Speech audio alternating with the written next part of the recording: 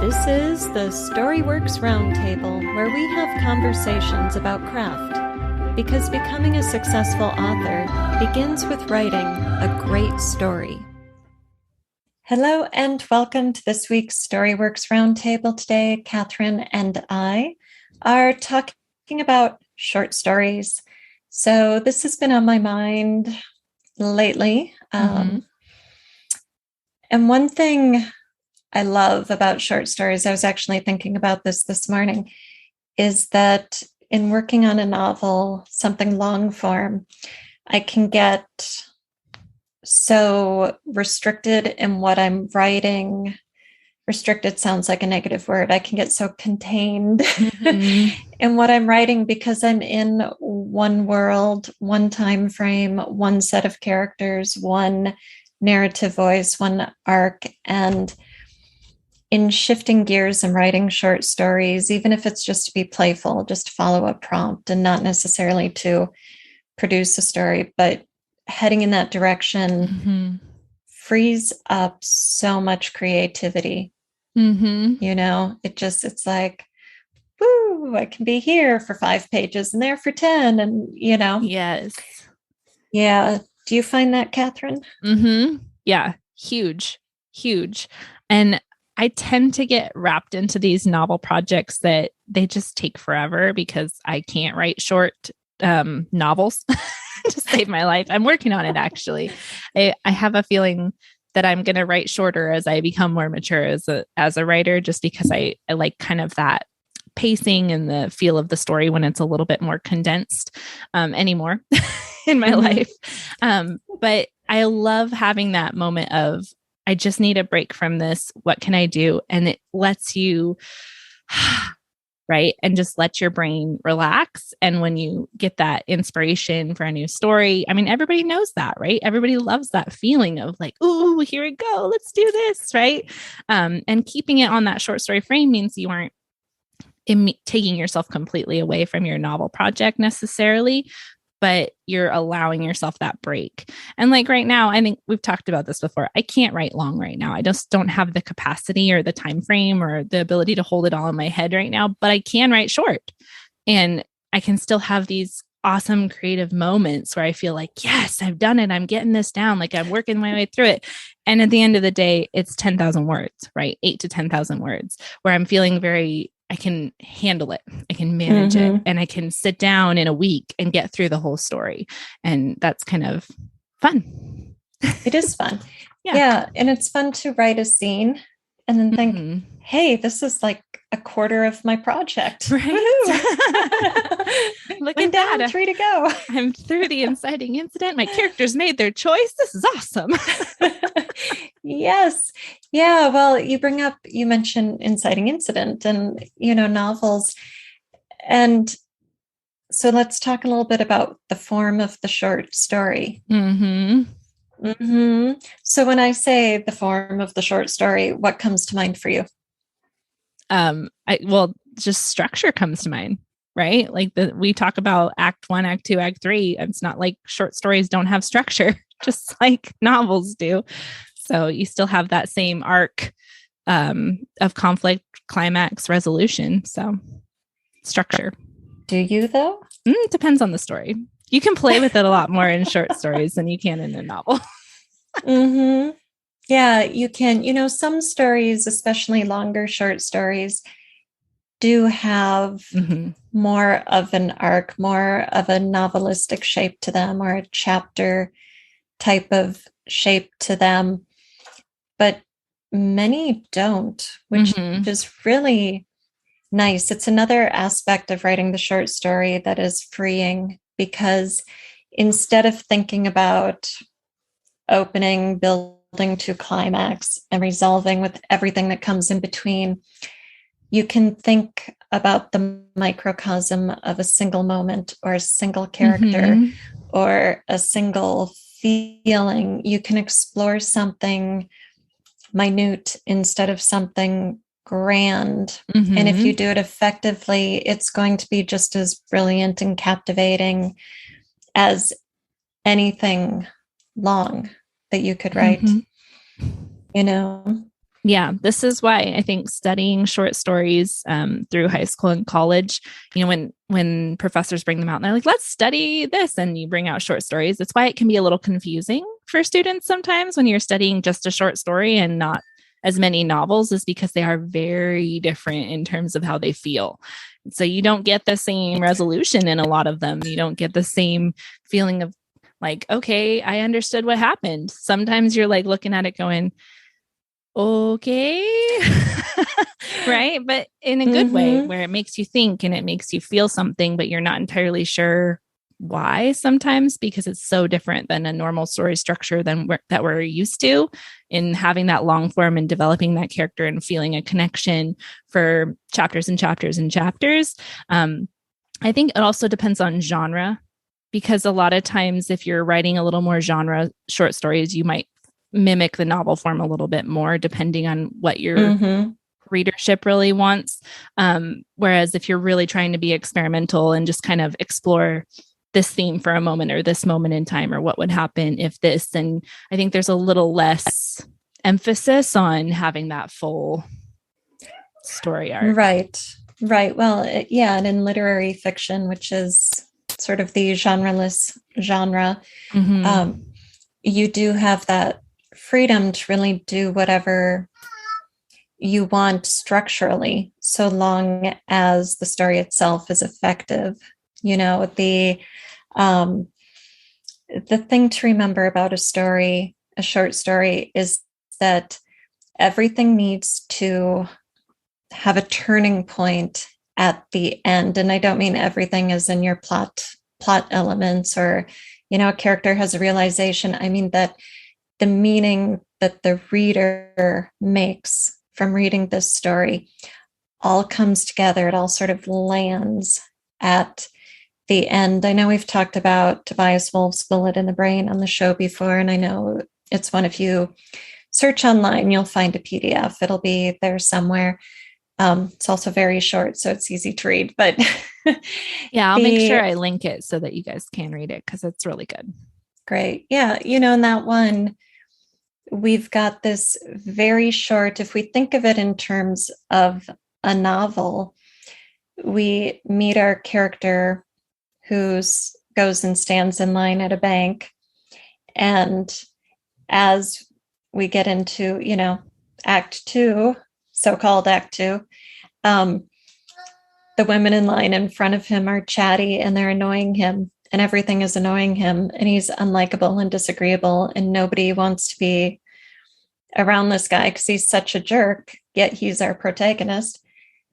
And then robbers come in with guns, right? So now we're at the climax, and this is such a short story. We're like barely a page into it, I think, and he gets shot in the head, hence the title, Bullet in the Brain. So you would call that the climax. And then the rest of the story, the bulk of the story, would be the resolution.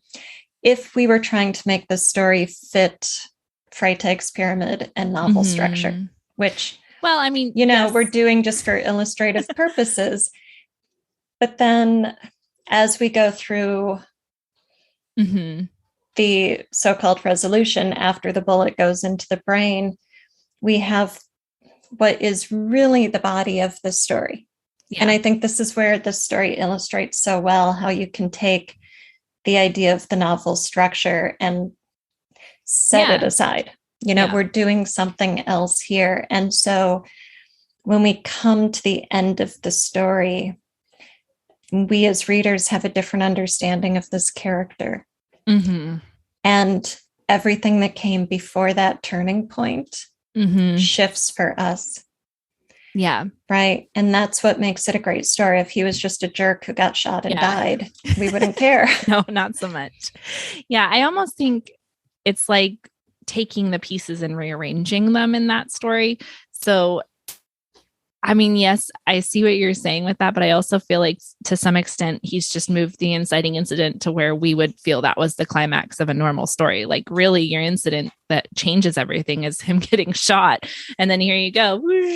There's your complete reversal of who you thought of the character, right? Because you get the whole, all of a sudden you sort of have to empathize.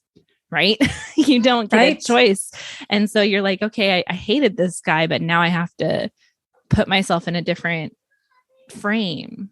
Mm-hmm. Right. And so again, that's that using the story to make you think and to make you do something. And I feel like short stories are so masterful at making the reader do the work. Yes. Rather than giving you the whole story, they just make you do so much more work. Mm-hmm. Exactly. Yeah, which is the beauty of the short story, because you do get a different kind of reader engagement that is a little more process driven. You have to take in the story and you have to process the story and you have to think about what the story is saying. And when the story is well done, it will move you. It will move you emotionally, or it will shift your perspective on something. It changes you. Right. As you say that, I think though there is room for short stories that are also just popcorn. Sure. Because I don't want people to feel like, oh my gosh, I can't write a short story if I don't have something to shift within the reader. But I think you still get so much out of a short story, whether you're using it to just explore a different part of your world or, make a smaller, free to experiment, work on getting better at condensing.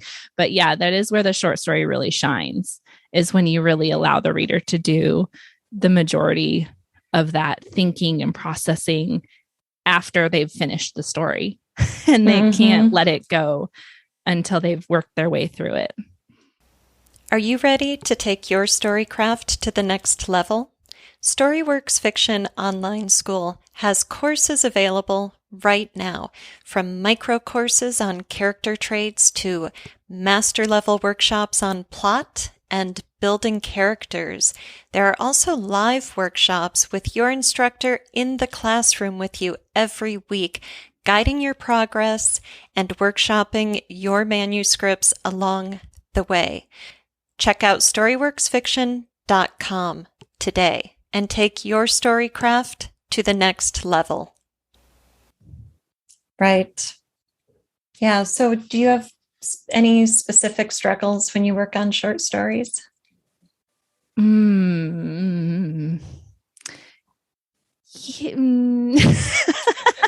feel like that's so tricky. Yes. A lot of times I underwrite the first draft because I think I have to be so short. Right. And so I'll get through the first draft and I'll be like, man, like I was awesome. I kept it so short. And then I'm reading back through it. I'm like, that is too short. That's not going to work. Right. I'm leaving too much off the page. So I have a tendency to try too hard to keep it minimalist at the beginning. And then I have to go back in and flesh out the parts that really did deserve some more time and some more weight and some more energy. Yeah. And I've had a couple stories now where I've had to kind of rethink what was really important and how to maximize the space that gets even within a short format, so that the reader doesn't just go, what just happened? And I'm not entirely sure how or where that fits. A lot of times my description falls off the page because I'm trying so hard to stay tight, or my narrative falls off the page and I end up with just a lot of like almost bullet points rather than really allowing the reader to get into it. Because even though it's short, you still want that immersion. Right. And so I've had to revise a lot of that in, maybe more than I was expecting. So. Yeah. Yeah. I think narrative is so important in short stories. I mean, novels as well, but I think with stories, because they are so condensed, we don't have as much movement, as much dialogue, definitely not action in the same way you do in a novel. And so you get more narrative summary, but artfully done. So it's not just moving from A to B, but it's creating the understanding, the mood, giving the reader those clues that flesh out the experience. that Yeah. we're having in this very condensed kind of slice of life moment with a character. Yeah, I think also I find in novels when I'm writing them, I'll have like accidental moments of lyricism or poeticism where I'm having like that, oh, like that's so pretty. But in short stories, you can't have that. You either have to make it all that way or all not, because otherwise it comes off like, oh, I'm getting used to this like language and this lyricism of the words or, the rhythm of it. And then if you can't keep that up throughout it, it kind of jars differently than maybe it would in a novel where you could have like a passage that was different than the rest of it a little bit, or where you had this kind of moment of poeticism. Yeah, not so much in a short story. It either has to be there or not. And I find this a lot when I'm reading stuff where I'll be like, oh, this is going to rhyme, or this is going to have a pattern to it. And then I'm like, just kidding. It doesn't and it throws me. So, keeping the style consistent is a little more, necessary to like really focus on the fact that your styling is your tone is super consistent throughout. Whereas in a novel, I think you can have some fluctuation and some growth and changing of the tone. Short story, not so much. Right. It's going to be super apparent in short form because the reader's not going to be moving through as much text. And when those disparities jump up, they're just closer together. Yeah. We remember them better. You don't just get to have one moment of brilliance. Like, come on, you got to have it brilliant all the way through. Very true. Yeah, actually, that is true. What else does story writing free us up for or challenge us with? Ooh, it's so much fun little things that you can experiment with, right? Like, and this is where the short story that I've been working on lately, it's all flashback scenes. And I love that because I never would write this in a novel, but I've got present, flashback, present, flashback, present, flashback, back and forth scenes. And I'm building the story in this very different way that I wouldn't do. Right. Yeah. In a novel, not even in a more spread out form. Like I just wouldn't have the confidence, I don't think, to play with flashback like that. Whereas in a story, I can really work that and feel like, okay, like I've got this. Or, different kinds of conflict or different kinds of themes that I'm not super comfortable with that I don't know how I feel about them. Right. And so I'm exploring it, and I don't want to explore that in 100,000 words or 80,000 words. I want to explore it in 10 so that I can say, oh, that's not what I meant. Clearly, I actually feel differently about this, and we're going to revise that. Right. And not feel like I've wasted all my time. So I feel a lot more willing to make bolder statements thematically, try different styles or techniques that I wouldn't normally try in a novel, just so that I can better myself as a writer, but also come out with something really fun and different that is a little easier to share because somebody can sit down and read it in 30 or 40 minutes and say, oh, that was a cool experience, or I really enjoyed that, hopefully. Right. But you're not asking them for so much of their time. You can give them this little chunk and get that feedback or get that sense of being able to put your work out in the world without it being such a long form. So.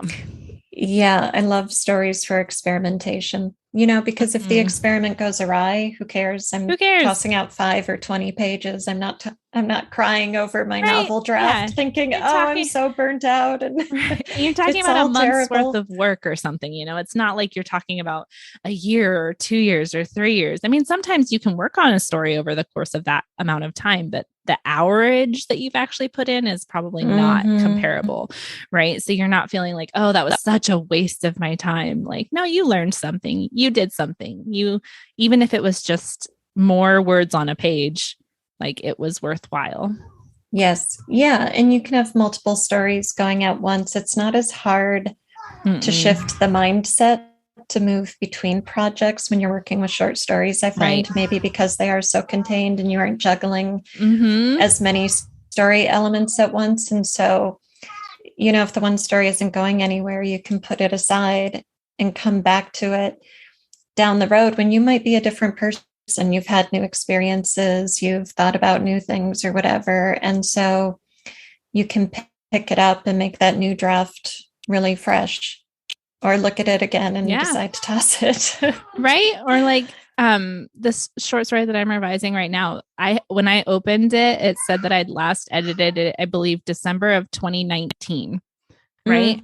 And I sat down and read it in less than an hour and was able to get back into it. Right. So even though it sat there on my shelf, my figurative computer shelf, for a couple of years, it wasn't like I had to sit and read it for a month or a week and a half and diagram everything. And sorry, I just broke a bowl. Oh no. It's broken. Oh no. Oh my gosh, it's broken. It's okay. I'll take care of it later. Just stay out of there. Sorry. It's okay. But anyway, I can get back into it rather quickly and continue to work on it without having that drag of like, oh my gosh, now how am I going to rework this? How am I going to get this back in my brain? So like you said, I mean, I'm a different person. I have different perspectives. I have maybe different techniques that I can bring to it. And it wasn't maybe ready to be done at that point, but it is now. And it didn't take me forever to get back into that story world. So I can have, and I think I have between 8 and 12 stories sitting at various levels of completion. Nice. They aren't intimidating, right? It's not like, oh my gosh, how am I going to start this up again? It's like, oh, we'll just do this one next. Yeah. And there's such great learning tools for the same reason, because you can read a story in half an hour and then analyze it and discuss it and reach completion with it. Whereas if you're working through a novel, that's great as novelists to understand that form, but it takes so much longer, especially if you're reading it with a group for, classroom purposes. And with the story, it's like, okay, now we've got this point of view. Now we've got that point of view. Now we've got this voice. Now we've got this twist. And you're just taking in so much craft through examples and through different styles, and you're doing it in such an efficient way, Yeah, this is why a lot of writing groups do short stories, right? Because they have the ability to sit down and critique for each other. And you don't get the same level of critique if you're even just submitting chapters. Right. It's just not the same as if you could sit with a whole story and really talk about it. So yeah, absolutely. Such a great learning tool. It is. Anything else we want to say about short stories? I'm sure we've only scratched the surface. Right. Yeah. Go do it. Have fun. Yes. I feel like we say that every time that we talk about short stories, but it's so true. It's like, I think it's the unsung hero of the writer's toolbox. Like we just, people don't want to write them because they, maybe aren't as marketable, but I think that's kind of up to, I don't know if I believe that either. I feel like the right reader's going to read them. Or, like I know a bunch of short story podcasts and stuff where it's like, hey, the right person's really going to love that story. It doesn't matter how long it is. Did you mention a short story podcast? What? We even have one of those. Like the Storyworks reading series? Like the one that Alida does? What? What? Yeah, but like people love story, format aside. And I think, allowing yourself to experiment and play and have fun and, worry about who's going to read it later. So. Right. Definitely. Yeah. Thank you for listening to the Storyworks Roundtable. Find all our shows, show notes, and videos at storyworkspodcast.com.